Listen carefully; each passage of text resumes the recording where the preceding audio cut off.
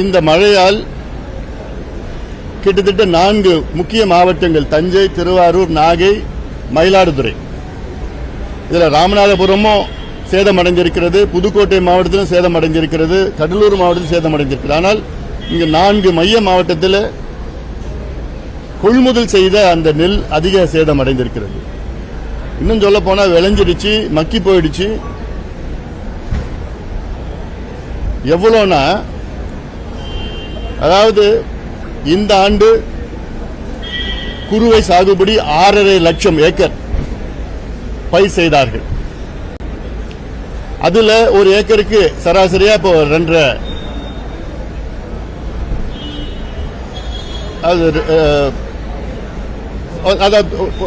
6 லட்சம் ஏக்கருக்கு பயிர் செய்து அதில் கிட்டத்தட்ட ஒரு 18 லட்சம் ஏக்கர் 18 லட்சம் டன் நெல் கொள்முதல் செய்திருக்க வேண்டும். ஆனால் இப்போது தமிழக அரசு செய்தது வெறும் 5.5 லட்சம் டன் தான் நெல் கொள்முதல் செஞ்சிருக்கிறாங்க. செப்டம்பர் 1 தீபாவளிக்கு முன்பு வரை கிட்டத்தட்ட 50 நாட்கள். அதுல வெறும் 40 விழுக்காடு குறுவை சாகுபடியை தான் கொள்முதல் செய்திருக்கின்றார்கள். வெறும் 40 விழுக்காடு. இன்னும் 60 விழுக்காடு சாகுபடி செய்யாமல், கொள்முதல் செய்யாமல் விவசாயிகள் அதை வைத்து மழையிலே நனைந்து இப்ப முளைத்து ஈரப்பதம் அதிகமாக இருந்த காரணத்தால் அதில் விவசாயிடம் கொள்முதல் செய்ய மறுக்கிறார்கள் அரசு. இது முழுக்க முழுக்க திமுக அரசின் தோல்வியாகத்தான் பார்க்க வேண்டும்.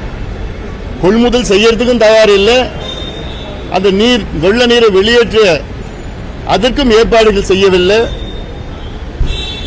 வெறும் விளம்பரத்தை மட்டும்தான் செய்து கொண்டிருக்கின்றது திமுக அரசு. அதுவும் வேளாண் துறை அமைச்சர் எந்த பிரச்சனையும் இல்லை, 99 விழுக்காடு தீர்த்துட்டோம், கொள்முதல் செஞ்சிட்டோம். உணவுத்துறை அமைச்சர் அதுக்கு படி ஒரு மேல போயிட்டு விவசாயிகள் மகிழ்ச்சியா இருக்கிறார். விவசாயிகள் எல்லாம் தற்கொலை செய்கின்ற ஒரு சூழலில் இருக்கின்றார்கள், கோபமாக இருக்கின்றால் அழுது கொண்டிருக்கின்றார்கள். விவசாயிகளை பற்றி எந்த அக்கறை இல்லாத முதலமைச்சர் ஸ்டாலின் அவர்களுக்கும் திமுக அரசுக்கும் நிச்சயமாக மக்கள் பாடத்தை புகட்டுவார்கள். இந்த நீரில் மூழ்கிய பயிர்களுக்கு நிவாரணம் அளிக்க வேண்டும். நம்ம சம்பா மார்கழி மாதம் பொங்கலுக்கு முன்பு சாகுபடி செய்யப்படுகின்ற, அறுவடை செய்கின்ற ஒரு சூழல். ஆனால் இப்பொழுதே அது கிட்டத்தட்ட நீரில் மூழ்கிடுச்சு. இது ஒரு பக்கம். அடுத்தது, இன்று தமிழ்நாட்டிலே மிகப்பெரிய ஊழல்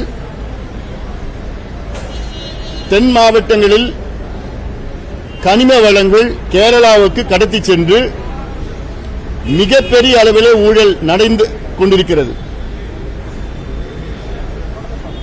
இது நானும் சொல்லி சொல்லி பார்த்தேன், எத்தனையோ அறிக்கைகள் விட்ட, பல போராட்டங்கள் நடத்தினோம், அழுத்தம் கொடுத்தோம். ஆனாலும் அரசு இதை கண்டுகொள்ளவில்லை. செய்வதே அரசில் திமுக முக்கிய புள்ளிகள் தான் இது செய்து கொண்டிருக்கின்றார்கள். திமுகவிலே தென் மாவட்டத்தை சார்ந்த திமுகவில் இருக்கின்ற மிகப்பெரிய ஒரு புள்ளி அவர்தான் இதுக்கெல்லாம் காட்ஃபாதர். சமீபத்தில் நான் என்னுடைய நடைபயணத்தின் மூலமாக நாகர்கோவில் நிகழ்ச்சி முடித்துக் கொண்டு திருவனந்தபுரம் விமான நிலையத்துக்கு நான் சென்றேன். செல்லுகின்ற என்னுடைய பயண நேரம் 1.5 மணி நேரம். அந்த 1.5 மணி நேரத்தில் என்னை எதிர்நோக்கி வந்த அந்த லாரி, அதாவது இந்த டாரஸ் போன்ற டிப்பர் லாரிகள், கிட்டத்தட்ட 800 லாரிகள் அந்த 1.5 மணி நேரத்தில் கேரளாவிலிருந்து தமிழ்நாட்டுக்கு வருது. அந்த லோடெல்லாம் இறக்கி வச்சுட்டு வருது. இது நான் பார்த்தது. ஒவ்வொரு நாளைக்கும் தமிழ்நாட்டிலிருந்து ஆயிரக்கணக்கான லாரிகள், சரக்குந்துகள், கோடிக்கணக்கான கனிம வளத்தை கேரளாவுக்கு கடத்தி சென்று கொண்டிருக்கின்றால் அன்றாடம். இது அங்க எல்லாத்துக்கும் தெரியும், ஊடகத்துக்கும் தெரியும், அரசுக்கும் தெரியும். கேரளாவில் ஒரு சட்டம் இருக்கிறது, அங்கே மலையை உடைக்கக்கூடாது, ஆற்றில் இருக்கின்ற மணலை எடுக்கக்கூடாது, கிராவல் மணல் கூட எடுக்கக்கூடாது, சுற்றுச்சூழலை நாசப்படுத்தக்கூடாது. இப்படியெல்லாம் கேரளாவில் சட்டம் இருக்கிறது, கர்நாடகாவிலும் சட்டம் இருக்கிறது. ஆனால் தமிழ்நாட்டில் மட்டும் கேட்டா திராவிட மாடல். இங்க மணலை கொள்ளடிப்பாங்க, மலையும் கொள்ளடிப்பாங்க, கிராவலையும் கொள்ளடிச்சிடுவாங்க. எல்லாத்தையும் கிரனைட்ல இருந்து எல்லாத்தையும் கொள்ளடிச்சு கேரளா போன்ற மற்ற மாநிலங்களுக்கு கடத்தி சென்று ஆயிரக்கணக்கான கோடி ஊழல் நடந்து கொண்டிருக்கிறது. இதுக்கு சிபிஐ விசாரணை வேண்டும். ஏன்னா இவங்க விசாரிச்சா ஒன்னும் ஆக போறது கிடையாது. இதற்கு பாட்டாளி முயற்சி பல கட்ட போராட்டங்களை இன்னும் தீவிரப்படுத்தும், நடத்திட்டு இருக்கும், இன்னும் தீவிரப்படுத்தும். என் தலைமையிலே நான் அறிவிச்சிருக்கிறேன். நான் அங்க போய் போராட போறேன். நான் முடிச்சிடும். அடுத்து தமிழ்நாட்டிலே சாதிவாரி கணக்கெடுப்பு நடத்த ஏன் இன்னும் முதலமைச்சர் ஸ்டாலின் அவர்கள் தயங்கிக் கொண்டிருக்கின்றார்? இந்த கேள்விக்கு ஸ்டாலின் அவர்கள் பதில் சொல்லி ஆக வேண்டும். ஒரு மாநில முதலமைச்சர் அவர்கள் இது அனைத்து மக்களும் கேட்கின்ற கேள்விகள், அனைத்து கட்சிகளும் என்ன காரணம் என்று ஊடகங்கள் நீங்களாவது கேட்க வேண்டும். அதாவது முதலமைச்சர் ஸ்டாலின் அவர்கள் தமிழ்நாட்டிலே சாதிவாரி கணக்கெடுப்பு நடத்தாமல் இருப்பது தமிழக மக்களுக்கு செய்கின்ற மிகப்பெரிய துரோகமாக நான் பார்க்கின்றேன். கர்நாடகா உயர்நீதிமன்றமும் பீகார் உயர்நீதிமன்றமும் இந்தியாவின் உச்சநீதிமன்றமும் இந்தியாவில் மாநில அரசுகளும் சாதிவாரி கணக்கெடுப்பு நடத்தலாம் என்று தீர்ப்பை வழங்கிய பிறகும் தமிழ்நாட்டில் சாதிவாரி கணக்கெடுப்பு நடத்த தயங்கிக் கொண்டிருக்கின்ற ஸ்டாலின் அவர்கள் இந்தியாவிலே 7 மாநிலங்களில் எடுத்து முடித்து விட்டார்கள். சமூக நீதி, எங்கள் பிறப்புரிமை, எங்கள் உயிர் மூச்சு என்றெல்லாம் வசனம் பேசிக் கொண்டிருக்கின்ற ஸ்டாலின் அவர்களும் அவர்களுக்கு துணையாக இருக்கின்ற கூட்டணி கட்சிகளும். நான் கேட்கிற கேள்வி, அண்ணன் வைகோ அவர்கள், நீங்கள் தந்தை பெரியார் வழியில் வந்தவர், உங்களுக்கு சமூக நீதி என்றால் உயிர் மூச்சு கொள்கை. நீங்க ஏன் உங்க கூட்டணி கட்சி தலைவர் ஸ்டாலின் அவர்களை கேட்கவில்லை? ஏன் அழுத்தம் கொடுக்கவில்லை? ஏன் போராடவில்லை? திருமாவளவன் அவர்கள் இந்த கேள்வி ஏன் கேட்கவில்லை? முதலமைச்சர் ஸ்டாலினிடம் சென்று அழுத்தம் கொடுத்து சாதிவாரி கணக்கெடுப்பு நடத்தியே ஆக வேண்டும் என்று ஏன் அழுத்தம் கொடுக்கவில்லை? சாதிவாரி கணக்கெடுப்பு நடத்தினால் அதிக பயன் பெறுபவர்கள் பட்டியலினத்தை சார்ந்தவர்கள் தான். இன்னும் கூடுதலாக தமிழ்நாட்டில் பட்டியலின மக்களுக்கு 18 விழுக்காடு தான் இடஒதுக்கீடு கிடைக்கிறது. சாதிவாரி கணக்கெடுப்பு நடத்தினால் பட்டியலின மக்களுக்கு 22 விழுக்காடு இடஒதுக்கீடு கிடைக்கும், உயரும். அது மட்டுமல்ல, பட்டியலின சமுதாயத்தில் 3 பெரிய பிரிவுகள், 78 உட்பிரிவுகள் இருக்கிறது. அந்த 78 உட்பிரிவுகளில் பலருக்கு கிடைக்காமல் போகிறது. அது யாருக்கு கிடைக்கல, யாருக்கு கிடைச்சதுன்னு தெரியறதுக்கு சாதிவாரி கணக்கு நடத்தினால்தான் சமூக நீதி நிலைநாட்ட முடியும் பட்டியலின மக்களுக்குள். அப்படி இருந்தும் அதை தெரிந்தும் ஏன் திருமாவளவன் அவர்கள் மௌனமாக இருக்கின்றார்? ஏன் கூட்டணிக்காகவா, இல்ல சீட்டுக்காகவா, இல்ல தேர்தலுக்காகவா? ஏன் செல்வ பெருந்தகை அவர்கள் காங்கிரஸ் கட்சியின் தமிழ்நாட்டு தலைவர், அவர் கட்சி கர்நாடகாவிலே 2 முறை சாதிவாரி கணக்கெடுப்பு நடத்தி முடித்துவிட்டார்கள். அவர் கட்சி தெலுங்கானாவிலே காங்கிரஸ் கட்சி அங்கே கணக்கெடுப்பு நடத்தி முடித்துவிட்டார்கள். அந்த கணக்கெடுப்புக்காக அவர் கட்சியை சார்ந்த மூத்த தலைவர் ராகுல் காந்தி அவர்கள் தெலுங்கானாவுக்கு சென்று அந்த சாதிவாரி கணக்கெடுப்பை தொடங்கியவர்.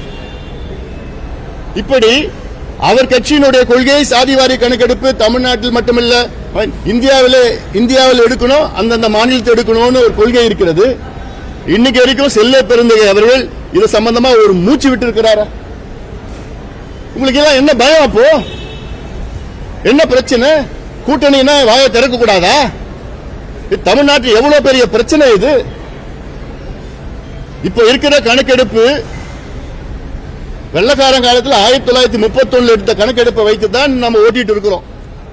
இப்ப கணக்கெடுப்பு நடத்தினால் அடுத்த 50 ஆண்டு காலம் இந்த கணக்கெடுப்பை வைத்து தமிழ்நாட்டிலே சமூக நீதியை மிக வேகமாக நிலைநாட்டலாம். சமூக நீதி நிலைநாட்டினால் நிச்சயமாக வறுமை ஒழியும், இந்த சாதி பிரச்சனையே போகும்.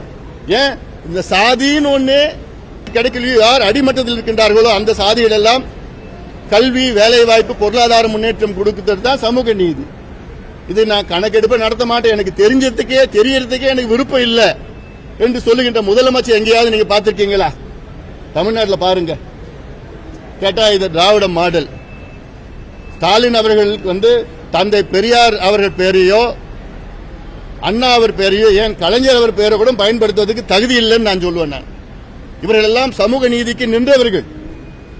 ஆனால் சமூக நீதினா என்னன்னு கூட ஒரு எள்ளளவுக்கு அக்கறை இல்லாத முதலமைச்சர் ஸ்டாலின் அவர்கள் நிச்சயமாக தமிழக மக்கள் சரியான பாடத்தை புகட்டுவார்கள். திமுகவில் உள்ள மற்ற கூட்டணி கட்சி தலைவர்களா இருக்கிறாங்க. கொங்கு நாடு கழக ஈஸ்வரன் அவர்கள், அவர் ஏன் கேட்க மாட்டார்? ஏன் கேட்க மாட்டீங்க? ஏன் என்ன மௌனம் உங்களுக்கு? இது எவ்வளவு பெரிய ஒரு சமூக நீதி பிரச்சனை, இது எவ்வளவு பெரிய சமூக அநீதி நடக்குது. இந்தியாவில் 7 மாநிலங்களை நடத்துறாங்க, நடத்தி முடிச்சிட்டாங்க. நடத்தி முடிச்சு இடஒதுக்கீடு அதிகப்படுத்தியிருக்கிறாங்க, சமூக திட்டங்களை கொடுத்திருக்கிறாங்க. சமீபத்தில் கேரளாவில் தீவிர வறுமையை ஒழித்தார்கள் என்று அறிவித்தார்கள் அங்க இருக்கின்ற முதலமைச்சர். அவருக்கு பாராட்டு. எக்ஸ்ட்ரீம் பாவர்ட்டி அதுல எப்படி பண்ணிருக்கிறாங்கன்னா, கணக்கெடுப்பு நடத்தி அதுல கிட்டத்தட்ட 65,000 பேர் குடும்பங்கள் அவர்களுக்கு கடனை கொடுத்து உதவி செய்து வேலை வாய்ப்பை உருவாக்கி அங்கே தீவிர வறுமையை ஒழித்திருக்கின்றார். முதல் மாநிலம் இந்தியாவில். அப்ப கணக்கெடுப்பு வேணும். வருகின்ற பறவைகள்லாம் கணக்கெடுக்கிறீங்க. ரஷ்யால இருந்து வருதா, சைனால இருந்து வருதா, எங்கிருந்து வருதுன்னு. தெருவில் இருக்கிற நாய்கள்லாம், தெரு நாய்கள்லாம் கணக்கெடுப்பு நடத்துறீங்க. தெருவில் மேய்கின்ற மாடுகள் எத்தனை மாடுகள் கணக்கெடுப்பு நடத்துறீங்க. ஏன் தேர்தலுக்கு நீங்க கணக்கெடுப்பு நடத்துறீங்கல்ல, எந்த வீட்டில் எவ்வளவு காசு கொடுக்கணும், எந்த ஓட்டு இருக்குது, எந்த ஜாதி ஓட்டு இருக்குது, எல்லாம் கணக்கெடுப்பு தேர்தலுக்காக நடத்துறீங்களே. படிப்புக்காக ஏன் நடத்த மாட்டீங்க? வேலைக்கு ஏன் நடத்த மாட்டீங்க? சமூக நீதிக்கு ஏன் நடத்த மாட்டீங்க? என்ன தயக்கம்? என்ன உங்களுக்கு? எல்லாம் நிதி இருக்குது, ஆதாரம் இருக்குது, அதிகாரிகள் இருக்கிறாங்க, சட்டம் இருக்குது. இந்தியன் ஸ்டாட்டிஸ்டிக்கல் ஆக்ட் 2008 படி நாங்க சென்சஸ் கேட்கல, சர்வே கேட்கிறோம். அதுல திடீர்னு அதி புத்திசாலிங்க திமுகவில் நாங்க சென்சஸ் மத்திய அரசு நடத்தணும், நாங்க சென்சஸ் கேட்கலைங்க, சர்வே தான் கேட்கிறோம். அண்டர் இந்தியன் ஸ்டாட்டிஸ்டிக்கல் ஆக்ட் 2008 7 மாநிலங்களில் சர்வே தான் நடத்தியிருக்கிறாங்க. இந்த சர்வே செல்லும் என்று நீதிமன்றங்கள் ஏற்றுக்கொண்டிருக்கின்றார்கள். ஆனா ஸ்டாலின் அவர்களுக்கு எங்களுக்கு அதிகாரம் இல்லை என்று பொய்யை மீண்டும் மீண்டும் சொல்லி அதை ஏமாற்றுகின்ற ஒரு செயலாகத்தான் நான் பார்க்கின்றேன். இந்த பகுதியில் இருக்கின்ற அத்திக்கடவு அவிநாசி திட்டம் என்னை பொறுத்தவரை தோல்வி அடைந்திருக்கிறது. திட்டம் வேண்டும் என்று கிட்டத்தட்ட 70 ஆண்டு கால போராட்டம் கனவு, இந்த மக்களுக்கு கனவு. ஆனால் இன்று கிட்டத்தட்ட 1050 ஏரிகளுக்கு இந்த தண்ணீர் சென்றிருக்க வேண்டும். ஆனால் வெறும் 20 விழுக்காடு ஏரிகளுக்கு தான் இந்த தண்ணீர் செல்கிறது. அதுவும் இந்த தண்ணி 70 நாள் தான் போன ஒரு ஆண்டுக்கு உபரி நீர் போனோன்னு. அந்த 70 நாளும் தண்ணி போறதில்லை. அப்படி போனா 20 விழுக்காடு ஏரிகளுக்கு தான் போகுது. இந்த திட்டத்தை மறுபரிசீலனை செய்ய வேண்டும், மறு ஆய்வு செய்ய வேண்டும். நிபுணர்களை வைத்து, விவசாயிகளை வைத்து, அங்க இருக்கிற மக்களை வைத்து அத்திக்கடவு அவிநாசி திட்டம் 2 என்று அறிவித்து இந்த திட்டத்தை முழுமைப்படுத்த வேண்டும். இதற்கு ஏதுவாக பாண்டியார் புன்னம்பழா திட்டம், அந்த திட்டம் வெற்றியடைந்தால் இந்த காளிங்கராயன் வாய்க்காலிருந்து தண்ணியே தேவையில்லை நமக்கு. இந்த பாண்டியார் புன்னம்பழா திட்டம் அதுல 9 டிஎம்சி வரும். அந்த தண்ணியை அத்திக்கடவு அவிநாசிக்கு நீங்க வெற்றிகரமா நடத்தலாம், என்னென்னமோ செய்யலாம். எவ்வளவு தொழில்நுட்பங்கள் இருக்கு. ஆனால் இந்த 4.5 ஆண்டு காலத்தில் முதலமைச்சர் ஸ்டாலின் அவர்கள் நீர் மேலாண்மைக்கு, நீர் பாச திட்டங்களுக்கு, புதிய திட்டங்களோ இருக்கிற திட்டங்களுக்கோ ஒரு துரும்பை கூட வைக்கல. அத்திக்கடவு அவிநாசி திட்டம் அதிமுக காலத்தில் அவங்க அறிவிச்சாங்க. ஆனால் அது அறிவித்தது எனக்கு அதுக்கு உடந்தை கிடையாது. முழுமையான 3500 கோடி ரூபாய் அந்த திட்டத்தை அறிவித்திருக்கணும். ஆனால் அவர் 1400 கோடி ரூபாயில் காளிங்கராயன் வாய்க்காலின் திட்டத்தை மேலிருந்து எடுத்து நீரேற்று மூலமாக 6 இடத்துல பண்றாங்க. அது கிரேடியன்ட் மூலமா ஒரிஜினல் திட்டம் பண்ணாலே இன்னைக்கு தண்ணி வந்திருக்கிறோம். ஆனால் அதுல முழுமையாக அந்த திட்டத்தை செயல்படுத்தணும். இது தொடர்ந்து பாட்டாளி கட்சி இது வலியுறுத்தும். அதே மாதிரி நல்லார் பாம்பார் திட்டம், அப்புறம் பரமிக்குளம் ஆலியார் திட்டம், இது போன்ற திட்டங்கள் எல்லாம் நிலுவையில் இருக்கு. காமராஜ் காலத்தில் இருக்கு, இந்த நிலுவையில் இருக்கு. ஏன் உங்களுக்கு கூட்டணி கட்சி தானே கேரளாவில் இருக்கிற முதலமைச்சர் பினராயி விஜயன் அவர்கள், உங்க நட்பு நல்ல நட்போடு தான் இருக்கிறாரு. நீங்க அப்பப்போ மாதம் அவரை இங்க கூப்பிட்டு இருக்கீங்களே, பேசிட்டு இந்த திட்டத்தில் நிறைவேற்றலாமே. இது கேரளாவுக்கும் பயன்படும், தமிழ்நாடுக்கும் பயன்படும். அங்க இருக்கிற தண்ணி எல்லாமே இப்ப ஆத்துல அங்க அரேபியன் சீல கடல்ல தானே போயிட்டு இருக்குது எல்லாம் தண்ணி இதெல்லாம். ஆனா நிச்சயமா நீர் மேலாண்மைனா என்னன்னு கூட தெரியாத திமுக அரசு இப்போதான் இருக்கிறது. இன்னும் 4 மாசம் தான் இருக்கு. ஆனா இதுக்கு இந்த 4 மாசத்துல எதுவும் செய்ய போறதில்ல, வெறும் விளம்பரம் மட்டும்தான் செய்ய போறாங்க. அதனால இதெல்லாம் நாங்க நிச்சயமாக மக்களை சந்தித்து திமுக செய்கின்ற அவலங்களை பற்றி பேசுவதற்காகத்தான் என்னுடைய இந்த 100 நாள் நடைபயணம். இன்னைக்கு திருப்பூர், நாளைக்கு அந்தியூர், ஈரோடு மாவட்டம் அந்தியூர்ல நடைபயணம், நாளை மறுநாள் கோயம்புத்தூர்ல, கோவையில் இங்கே நடைபயணம். இங்க இருக்கின்ற நொய்யல் ஆறு பிரச்சனை தொடர்ந்து நாங்கள் பேசிட்டு வரோம். நாங்கள் ஆட்சிக்கு வந்தவுடன் நொய்யல் ஆற்றை, பவானி ஆற்றை, அமராவதி ஆற்றை மறுசீரமைப்பு செய்து அதற்கெல்லாம் அந்த சாக்கடையெல்லாம் அகற்றி நாங்கள் நல்ல திட்டங்கள் கொண்டு வருவோம் என்று வாக்குறுதி 102 நினைக்கிறேன் திமுக கொடுத்த வாக்குறுதி. அதில் ஒன்றும் பண்ணல, வெறும் பொய்யான வாக்குறுதி, பொய்களை நம்பி மட்டும்தான். அதாவது திமுக தமிழ்நாட்டுக்கு செய்த முதலீடு பொய் தான், வேற எந்த முதலீடும் செய்யல. அதுக்கு நான் இன்னும் ஒரு புத்தகம் தயார் பண்ணியிருக்கிறேன். நான் திமுக எவ்வளவு முதலீடு செஞ்சிருக்கிறாங்கன்னு அது இன்னும் கொஞ்சம் இந்த நடைபயணம் முடிச்சோன்னே அதை வெளியிடலான்னு இருக்கிறேன் நான். அதனால அதெல்லாம் உண்மை வெளியே வரும். கனிமவள கொள்ளையில தென் மாவட்டத்தை சேர்ந்த ஒரு முக்கிய புள்ளி காட்பாதரா இருக்காரு திமுக. காட்பாதர் யார்? அப்பாவியா ஒருத்தர் இருக்கிறாரு. அவர் பார்த்தா அப்பாவி மாதிரி தெரியும். ஆனாலும் அது இருக்காங்க. கொஞ்ச நாள் போட்டு நாங்களே வெளியில சொல்ல போறோம். நாங்க அது நீங்க எப்படி வேணா போட்டுங்க. ஆனா இது இது இது இது இல்ல, அது நாங்க எங்களுக்கு முதல்ல சிபிஐ என்கொயரி வேணும் எங்களுக்கு. இது நிச்சயமா நாங்க அழுத்தம் கொடுக்க போறோம். நாம அது மட்டும் இல்ல, நீதிமன்றத்துக்கும் நாங்க செல்ல போறோம். ஏன்னா இதெல்லாம் முன்பே இருக்கிற கடந்த காலத்தில் எத்தனையோ அங்கே முறைகேடுகள் நடந்திருக்கிறது. அதில் எவ்வளோ சொல்லியோ எவ்வளோ போராட்டம் நடத்தியும் அவருடைய அந்த காட்ஃபாதரோட குடும்பம் அங்கே தான் ஆதிக்கம் அந்த பகுதியில். அந்த குடும்பத்தை மீறி யாரும் அதிகாரிகள் அங்கே செயல்பட முடியாது. மற்ற திமுக கட்சியில் அங்கே இருக்கிற நிர்வாகிகளும் செயல்பட முடியாது. எல்லாம் அப்படி அந்த ஒரு சூழல் இருக்கிறது. அதனால நிச்சயமாக இது நாங்கள் வெளியில் கொண்டு வருவோம். ஏன்னா இது மற்ற இந்த மணல் கொள்ளை, இந்த கொள்ளையெல்லாம் இது கம்பேர் பண்ணி பார்த்தா ஒன்றும் கிடையாது. இந்த கனிம வள கொள்ளை செய்வதற்காகவே ஒரு அமைச்சருடைய துறையே மாத்திருக்கிறாங்க. அப்ப நீங்க புரிஞ்சுக்கணும் எவ்வளவு தீவிரமா. ஏன்னா இதை வச்சுதான், இதுல வர வருமானத்தை வச்சுதான் இந்த எலெக்ஷன் நடத்த போறாங்களாம், காசு கொடுக்க போறாங்களாம் தேர்தல். அதுக்காக தான் இப்போ இந்த துறையே மாத்திட்டு இன்னொரு துறையை கொடுத்து அது வேற மாதிரி எல்லாம் யார் எத்தனையோ பேர் சம்பந்தப்பட்டிருக்காங்க. மேல இருந்து கீழே வரைக்கும் அத்தனை பேர் இருக்காங்கல்ல. அதுல அந்த பகுதியில் ஒரு காட்ஃபாதர் இருக்கார். அது கொஞ்ச நாள் கழிச்சு சொல்றேன் நான். அவினாசி அத்திக்கடவு திட்டத்தை வந்து அதிமுக கொண்டு வந்திருக்கு. அத்திக்கடவு நாயகன் சொல்லி எடப்பாடி வந்து முன்னிறுத்திட்டு இருக்காரு. இப்போ அந்த திட்டமே தோல்வி அடைஞ்சிருக்குன்னு சொல்லும்போது நேரடியா அதிமுக தாக்குறீங்களா? இல்லைங்க, நான் 2 கட்சியும் தான் நான் சொல்றேன். இந்த திட்டம் கிட்டத்தட்ட காமராஜ் காலத்துல அப்பத்துல இருந்து கோரிக்கை, அதுக்கப்புறம் பக்தோச்சலம் அறிவிச்சாரு. அப்போ 9 கோடியில பண்ணிருக்கலாம், திட்டத்தை பண்ணிருக்கலாம். அதுக்கு பிறகு இவங்க வந்தாங்கல்ல, திராவிட மாடல் வந்தாங்களே, அதை பத்தி எந்த அக்கறையும் இருந்தது அவங்களுக்கு? ஒண்ணுமே இல்ல. அதிமுக ஆட்சி காலத்துல அது சரியான முறையில் ஆய்வு செய்யல. திட்டம் அன்னைக்கு தேவை 3500 கோடி ரூபாயில அந்த திட்டம் நிறைவேற்றிருக்கணும். ஆனா 1400 கோடி அதுல காளிங்கராயன் வாய்க்கால் இருந்து அங்க நீரேற்று மூலமா 6 இடத்துல நீரேற்று மூலமா அங்கிருந்து ரிவர்ஸ்ல இருந்து கொண்டு வர தண்ணி அது இந்த பக்கத்துல இருந்து கொண்டு வந்தா கிரேடியன்ட்ல அப்படி வந்திருக்கிறோம். அதனாலதான் இப்போ அது முழுமையா அடையல. 20 விழுக்காடு ஏரிகளுக்கு தான் தண்ணி போகுது. அப்புறம் என்ன திட்டம்? ஆமா, திட்டம் காரணம் என்ன? 2 கட்சியும் தான் காரணம் நான் சொல்லுவேன். திமுக ஒரு துரும்பு கூட வைக்கல. திமுக தான் முக்கிய காரணம் நான் சொல்லுவேன். இல்ல செஞ்ச அதிமுக செஞ்சிருக்கிறாங்க, செய்யறது வேற. அது வெற்றி பெறணும் இல்ல. இப்ப கூட ஒன்னும் கிடைக்கல. அத்திக்கடவு அவினாசி திட்டம் 2 அப்படின்னு ஒரு திட்டத்தை கொண்டு முழுமை அடையணும். அதற்கு பாண்டியார் புன்னம்புழா அது கொஞ்சம் நிறைவேற்றி அது கிட்டத்தட்ட ஒரு 16 கிலோமீட்டர் டனல் மூலயமா அந்த ஆத்துல இருந்து டனல் மூலயமா எடுத்து இங்க வரணும். இப்ப தொழில்நுட்பங்கள்லாம் இப்ப ஜம்மு காஷ்மீர் போங்க, 40 கிலோமீட்டர் டனல், 50 கிலோமீட்டர் டனல், எவ்வளவு தொழில்நுட்பங்கள் இருக்கு. தண்ணீருக்காக என்ன வேணா செஞ்சுட்டு போலாம். ஆனா அந்த தண்ணி வந்து அந்த பக்கம் கேரளாவுக்கு போய் வீணா கடலுக்கு போயிட்டு இருக்கு. அந்த கேரளா அந்த தண்ணியை பயன்படுத்துவது கிடையாது. அதுல கிட்டத்தட்ட ஒரு 200 மெகாவாட் மின்சாரம் தயாரிக்கலாம். இந்த திட்டம் வரணும். இதனால நான் சொல்றது திமுகவில் ஒரு துரும்பு கூட வைக்கல, ரிப்பன் கட் பண்ணாங்க, செஞ்ச வேலை திமுக. அது இல்லாம அண்ணா திமுக கொண்டு வந்தாங்க ஒரே காரணத்தினால அதுல வந்து கவனம் செலுத்தல.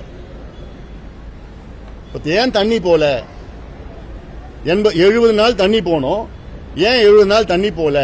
இப்போ 6 பம்பிங் ஸ்டேஷன் இருக்கு, ஒரு பம்பிங் ஸ்டேஷன் வேலை செய்யலாம், தண்ணி போவார். 6 சைமல்டேனியஸா வேலை செய்யணும். அப்போ இதுல என்ன பிரச்சனை, டெக்னிக்கல் என்ன பிரச்சனை, இது எப்படி அதிகப்படுத்தலாம்? அதனால இது பார்ட் 2 கொண்டு வந்தா இது முழுமையடையும். தனியார் பல்கலைக்கழக திருத்த சட்ட மசோதாவால நிறைய எய்டட் காலேஜ் வந்து பிரைவேட்டா மாற வாய்ப்பு இருக்கு. அதாவது இது வந்து ஒரு தவறான ஒரு சட்டம். அது இதுல சமூக நீதியை நிலைநாட்ட முடியாது.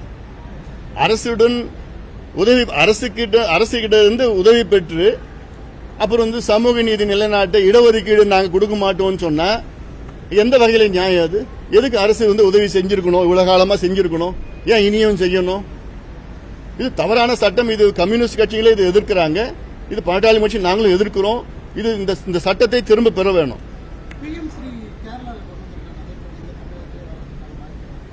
அது நீங்க இந்த கேள்வி முதலமைச்சர்கிட்ட கேளுங்க. சாதி கணக்கெடுப்பு வேணும், சாதியர் கணக்கெடுப்பு வேணுங்கிறீங்க. ஆனா இப்போ வந்து பாத்தீங்கன்னா ஜென்சி தலைமுறைகள் வந்து தாலி வந்து முக்கியம் இல்லை, அதை தாண்டி பாத்தீங்கன்னா ஆணவ படுகொலை செய்யக்கூடிய 2020 நடந்துட்டு இருக்கு. அப்படி இருக்கும்போது இந்த சமூகம் வந்து மோசமானது அப்படிங்கிற திரைப்படங்கள் இப்போது வந்துட்டு இருக்கு. இப்போ அண்மையில வந்து டியூட்டா இருக்கட்டும், பைசனா இருக்கட்டும், இவங்க வந்து சாதியை பத்தி பேசுறாங்க. இந்த திரைப்படங்கள் பேசுவது நீங்க எப்படி பாக்குறீங்க? அதாவது சாதியை பத்தி பேசினா போதாது, சாதியினால இருக்கின்ற ஏற்ற தாழ்வுகளை அதை அகற்ற வேண்டும் என்றால் இருக்கிற, அதாவது பின்தங்கிய சமூகங்களுக்கு படிப்பும் வேலை வாய்ப்பும் கொடுத்தாதான் சாதி ஒழியும். சாதி ஒழியணும், அது எங்களுக்கு மாற்று கருத்து கிடையாது. சாதியால் வந்த வேற்றுமைகள் தான். அது எப்படி நீங்க போப்பீங்க? சினிமா பார்த்தா செஞ்சா சரியா போயிடுமா? இருக்கிற அந்த நீங்க சொல்ற அந்த அடித்தள மக்கள், ஒடுக்கப்பட்ட சமுதாய மக்களுக்கு கணக்கெடுப்பு நடத்தி அதுல யார் யார் சரியான முறையில் கல்வி இல்ல, யாருக்கு போகுது அதிகமா போகுது, யாருக்கு குறைவா போகுது, யாருக்கு சுத்தமா இல்ல, யாருக்கு வேலை வாய்ப்பு இல்ல, யாரு குடிசையில் இருக்கிறா, யாருக்கு வருமானம் 5000 ரூபாய் கம்மியா இருக்கு, இப்படி எல்லாம் கணக்கெடுப்பு நடத்தினா தெரியும். தெரிஞ்சுதானே நீங்க யாருக்கு வருமானம் குறைவா இருக்கு அவங்க வருமானத்தை ஏத்தலாம். படிக்க முடியலையா கடன் கொடுத்து படிக்க வைக்கலாம். வேலை இல்லையா அவங்களுக்கு சுய தொழில் கொடுத்து கடன் கொடுத்து வேலையை உருவாக்கலாம். அப்ப தெரியாம நீங்க சும்மா போய் சாதி ஒழியணும் சாதி ஒழியணும், எப்படி ஒழியும்? வசனம் பேசினா ஒழியுமா? சினிமா பேசினா ஒழியுமா? இல்ல மேடையில மீட்டிங் போட்டு பேசி சாதி இல்லாத ஒரு சமுதாயத்தை உருவாக்கணும் அப்படின்லாம் பேசினா முடிஞ்சுமா? என்ன முடியாது. படிப்பு கொடு, வேலையை கொடு. எப்படி நீ கொடுப்ப? யாரு கொடுப்ப? எப்படி தெரியும்? கணக்கெடுப்பு நடத்தினாதான் தெரியும். மைக்ரோ லெவல் டேட்டா வேணும். மத்திய அரசு எடுக்கிறது மேக்ரோ லெவல், அது சென்சஸ், அது தலை எண்ணுவாங்க. எங்களுக்கு மைக்ரோ லெவல். இப்போ ஒரு உதாரணம், 70 கேள்விகள் கேளுங்க ஒவ்வொரு வீட்லயும். தமிழ்நாட்டில் 2 கோடி குடும்பம் இருக்கு. அந்த 2 கோடி குடும்பத்தை கணக்கெடுப்பு நடத்துங்க. ஒரு குடும்பத்துக்கு நீங்க போயிட்டு இந்த குடும்பத்தில் எத்தனை பேர் இருக்கீங்க, இல்ல இந்த குடும்பத்தில் என்ன மதத்தை சார்ந்தவர்கள், என்ன சாதியை சார்ந்தவர்கள், என்ன உட்பிரிவை சார்ந்தவர்கள், எத்தனை பேர் இருக்கீங்க, இது சொந்த வீடா வாடகை வீடா, எத்தனை ஸ்கொயர் ஃபீட், அது ஓட்டு வீடா குடிசை வீடா, அதுல எத்தனை பேர் படிச்சிருக்காங்க, எத்தனை பெண்கள் படிச்சிருக்காங்க, எத்தனை பட்டா பாத்ரூம் இருக்குதா, குடிநீர் வருதா, கார் இருக்குதா, பைக் இருக்குதா, எத்தனை பசங்க ஸ்கூலுக்கு போறாங்க கேட்டு டேட்டா எடுத்துட்டா பட்டன் போட்டா போதும். இந்த சமுதாயத்தில் என்ன நிலையில இருக்கிறாங்க ஆட்டோமேட்டிக்கா சலவை தொழிலாளர்கள் எத்தனை பேர் இருக்காங்கன்னு தெரிஞ்சிடும். அவங்க என்ன நிலையில இருக்கிறாங்கன்னு தெரிஞ்சிடும். அதுல எத்தனை பேர் வேலையில் இல்லைன்னு தெரிஞ்சிடும். எத்தனை பேர் குடிசையில் இருக்காங்கன்னு தெரிஞ்சிடும். முடித்திருத்த சமுதாயம் வந்து எத்தனை பேர் இருக்காங்க கிளீனா பட்டன் அமுக்கினா தெரிஞ்சிடும். கம்ப்யூட்டர்ல எல்லாம் டேட்டா கொடுத்தீங்கன்னா போதும், அது தனித்தனியா பிரிச்சிடலாம். முடித்திருத்த சமுதாயத்தில் எவ்வளவு பேர் என்ன நிலையில இருக்கிறாங்க, எத்தனை பேர் வேலை இல்லை, எத்தனை பேர் படிக்கல. அப்போ நீங்க அவங்களுக்கு ஏற்ற நீங்க திட்டங்கள் வகுக்கலாம், இடஒதுக்கீடு அதிகப்படுத்தலாம். இன்னைக்கு பட்டியலின மக்களுக்கு வந்து 18 விழுக்காடு இடஒதுக்கீடு, அதை நீங்க 6ஆ பிரிக்கலாம். எம்பிசி நீங்க 5ஆ பிரிக்கலாம், பிசி நீங்க 8ஆ பிரிக்கலாம். கணக்கு தெரிஞ்சாதானே பிரிக்க முடியும். இளம் தலைமுறைகள் தொடர்ந்து நடிகர் பின்னாடியே அது தமிழ்நாட்டினுடைய அது ஒரு டிஎன்ஏல இருக்கு. இந்த நெல் கொள்முதல் பத்தி சொல்லுங்க. தமிழக அரசு சரி அமைச்சர்கள் சொல்லி இப்போ வந்து நெல் கொள்முதல் அதிகரிச்சிருக்கு, வாக்குக்காக தான் வந்து பொய்யான தகவல்கள் வந்து பரப்பிட்டுருக்காங்க. ஈவன் துணை முதலமைச்சர் உதயநிதி ஸ்டாலின் வந்து என்ன உதயநிதி ஸ்டாலினுக்கும் விவசாயத்திற்கும் நெல் கொள்முதல் எந்த சம்பந்தமும் கிடையாது. அது உங்களுக்கும் தெரியும், எங்களுக்கும் தெரியும், எல்லாத்துக்கும் தெரியும். இப்போ நான் சொன்ன ஸ்டாட்டிஸ்டிக்ஸ் நான் மறுபடியும் தான் சொல்றேன். இப்போ தமிழ்நாட்டில் மொத்தம் ஆண்டிற்கு குறுவை சம்பா தாளடி இதுல நெல் கொள்முதல் செய்கிறது வந்து கிட்டத்தட்ட 1,20,000 டன். அதுல தமிழக அரசு செய்யறது வந்து வெறும் 40 லட்சம் டன் தான். மீதி 80 லட்சம் டன் வந்து தனியார் கொள்முதல் செய்கிறாங்க.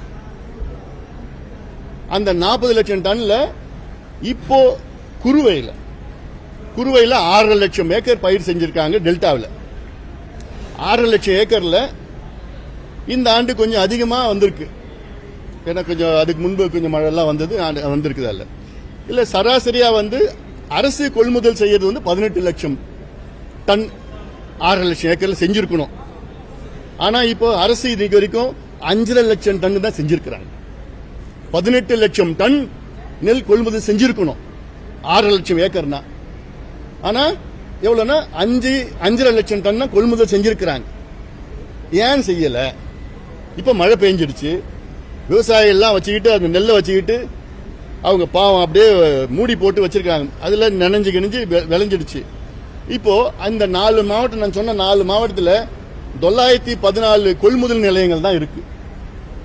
தஞ்சை, திருவாரூர், நாகை, மயிலாடுதுறை. ஒரு நாளைக்கு ஒரு கொள்முதல் நிலையத்தில் 1000 மூட்டை கொள்முதல் செய்யலாம். 1000 மூட்டைனா 40 டன், ஒரு மூட்டை 40 கிலோ. அவ்வளவுதான் கெப்பாசிட்டி இருக்கு அவங்களுக்கு. இந்த கெப்பாசிட்டி வச்சுக்கிட்டு நீங்க செப்டம்பர் 1 இருந்து தீபாவளிக்கு முன்பு 20ஆம் தேதி இந்த 50 நாள்ல நீங்க கொள்முதல் செஞ்சிருந்தீங்கன்னா கெப்பாசிட்டியில 16 லட்சம் டன் கொள்முதல் செஞ்சிருக்கலாம். 70 நாள்ல 914 சென்டர்ஸ்ல ஒரு சென்டர்ல 40 டன் ஒரு நாளைக்கு. ஆனா செஞ்சது எவ்வளோ? வெறும் 5.5 லட்சம் டன் தான். அப்போ எந்த அடிப்படையில் நீங்க நாங்க எல்லாம் கொள்முதல் செஞ்சிட்டோம், விவசாயிகள் மகிழ்ச்சியா இருக்கிறாங்க, நாங்க அரசியல் பண்ணிட்டு இருக்கோம், எப்படி எந்த அடிப்படையில் நீங்க சொல்றீங்க? டேட்டா இருக்குது, ஸ்டாட்டிஸ்டிக் நீங்க கொடுத்த டேட்டா தான். உங்களுக்கு கொள்முதல் செய்யறதுக்கு துப்பு கிடையாது. ஏன் நான் கேட்கிறேன், நீ திராவிட மாடல் சொல்றீங்க, 67 ஆட்சியில் இருக்கிறீங்க, மாறி மாறி வந்துருக்கீங்க. ஏன் டெல்டாவில் அங்க நெல் விளையுதுன்னு தெரியும், ஒரு அடிப்படை கட்டுமானம் இவ்வளவு காலமா 60 ஆண்டு காலமா ஏன் நீங்க உருவாக்கல? சேமிப்பு கிடங்கு அது வேற, 510 சேமிப்பு கிடங்கு இருக்கு அது ஒட்டுமொத்த பகுதியில். அது பத்தல, போதல. இதுல என்னன்னா அந்த சேமிப்பு கிடங்குல கடந்த ஆண்டு அறுவடை செய்த 2 லட்சம் டன் நெல் அங்க இருக்கு. அப்போ நீங்க எங்க நீங்க எடுத்துட்டு போவீங்க? எங்க உங்களுக்கு கெப்பாசிட்டி இருக்கு? இந்த கெப்பாசிட்டி ஏன் நீங்க உருவாக்கல? ஏன் அதிகப்படுத்தல? இந்த நெல்லு காலகாலமா அங்க பயிரிடுறாங்க, உங்களுக்கு தெரியுது. அது நீங்க இன்னும் நிறைய கெப்பாசிட்டி பில்டிங் பண்ணிருக்கணும் இல்ல? இன்னும் கிட்டத்தட்ட 2 லட்சம் டன் கெப்பாசிட்டி, 1 லட்சம் டன் கெப்பாசிட்டி உள்ள அந்த கிடங்குகள் நீங்க ஏற்பாடு பண்ணிருக்கலாம்ல? கொள்முதல் நிலையங்களும் அதிகப்படுத்திருக்கலாம்ல? வேகப்படுத்திருக்கலாம்ல? மழை வருதுன்னு தெரியுது, மழையில நனைஞ்சு போவும் தெரியுது. அப்போ it is a complete failure of the DMK government. இதுல நாங்க என்ன அரசியல் பண்றோமா? நிச்சயமா அவங்க தான் அரசியல் பண்றாங்க. ஒரு நெல்லு கொள்முதல் செய்யறதுக்கு துப்பு இல்லாத திமுக அரசு வெக்கப்பட வேணும். அவங்க எல்லாம் விவசாயிகள் வயிற்றுல அடிச்சிட்டு இருக்கிறாங்க. அந்த பாவம் சும்மா விடாது. இப்போ ஐயா மருத்துவர் ஐயா வந்து சுற்றுப்பயணம் புறப்பட்டிருக்காரு. கட்சியில் இல்லை, 2 பிரிவாக தான் போயிட்டு. இது எங்கள் உட்கட்சி விவகாரம். இதை சொல்வதற்கு எதுவும் கிடையாது, எந்த கருத்தும் கிடையாது. இது எங்கள் உட்கட்சி விவகாரம், இந்த கருத்து சொல்வதற்கு எதுவும் இல்லை. இது எங்கள் உட்கட்சி விவகாரம். கருத்து சொல்வதற்கு என்ன கேளுங்க கேளுங்க. இது எங்களோட உட்கட்சி விவகாரம். இது எதுங்க? ஏங்க, இது எங்கள் உட்கட்சி விவகாரம். கருத்து சொல்வதற்கு எதுவும் கிடையாது. நேரம் வரும்போது சொல்லுவேன். இப்ப அவருடைய சுற்றுப்பயணத்துல கட்சியினர் எல்லாம் கலந்துக்குவாங்களா? எப்படி எந்த அளவுக்கு இருக்கும்? அதான் நான் மறுபடியும் நீங்க என்ன கேள்வி கேட்டாலும் இதுதான் நான் சொல்ல போறேன். நான் ஏதாச்சும் மாஸ்டர் பிளான் சார், வெளியே பிரிஞ்ச மாதிரி இருந்துட்டு உள்ள இருந்து ஏதாச்சும் மாஸ்டர் பிளான் என்னம்மா மாஸ்டர் பிளானா உள்ள வந்து பிரிஞ்ச மாதிரி காமிச்சிட்டு நன்றிப்பா, நன்றி. நீங்களே கற்றுக் கொடுப்பீங்க. எல்லாரும் இப்ப ஒன்னா இருக்கு